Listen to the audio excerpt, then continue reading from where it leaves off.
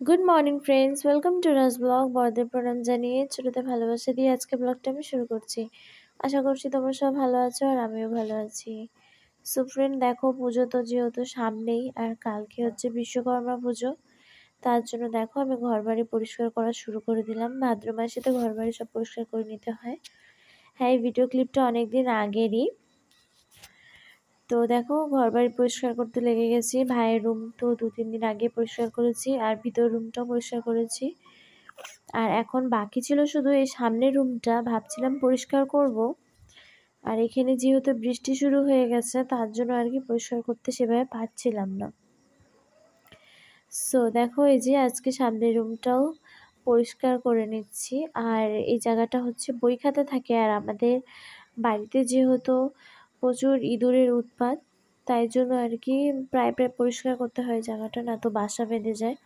তো ভাইয়ের বই খাতাগুলো পরিষ্কার করে নিলাম।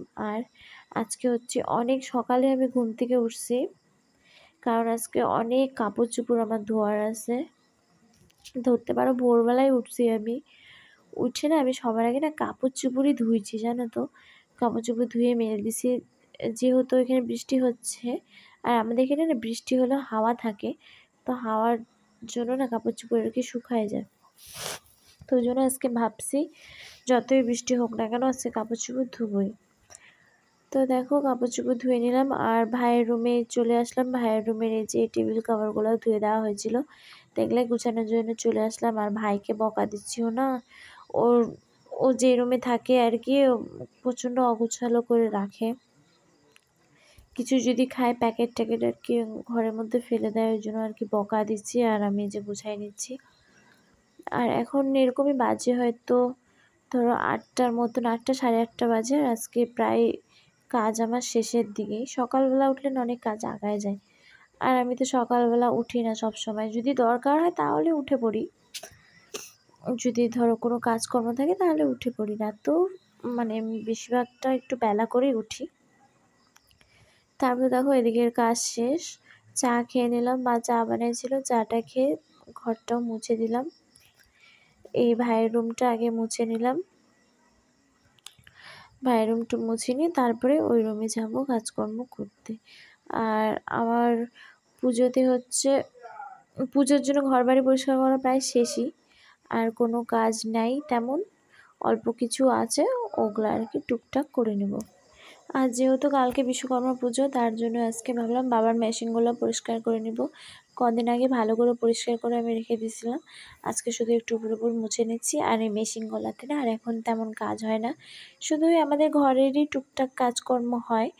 আমাদেরই আর কি জামা কাপড় একটু যেগুলো ফিটিং করা থাকে ওগুলাই করা হয় এই মেশিনটা দিয়ে, আর তেমনটা হয় না। এটা হচ্ছে আমার বাবার ইন্টারলক মেশিন। আগে যেহেতু আমাদের টেলারের দোকান ছিল, তার জন্য এই দুটো মেশিন হচ্ছে আমার বাবার। আর হচ্ছে আরও মেশিন ছিল, তো ওগুলো বিক্রি করে দেওয়া হয়েছে, আর দুটো মেশিনই শুধু রাখা হয়েছে।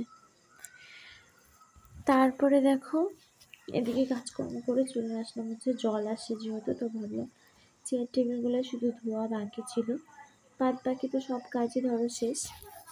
তো ভাবলাম ধুয়েই নিই। আর এই যে দেখো বাইরে আবার বৃষ্টি হচ্ছে হালকা টাপটিপ করে, তার জন্য আর বাইরে গেলাম না, বারান্দাটার মধ্যেই ধুয়ে নিচ্ছি। আর বৃষ্টির দিনে আমার একদম পছন্দ না, জানি না কার কীরকম লাগে, বাট আমার একদম পছন্দ, ভীষণ বিরক্তকার বৃষ্টি। আর আর কি ঠান্ডার দিনে একদম ভালো লাগে না, আমার গরমের দিনই ভালো লাগে, বেশ ভালো লাগে গরমের দিন।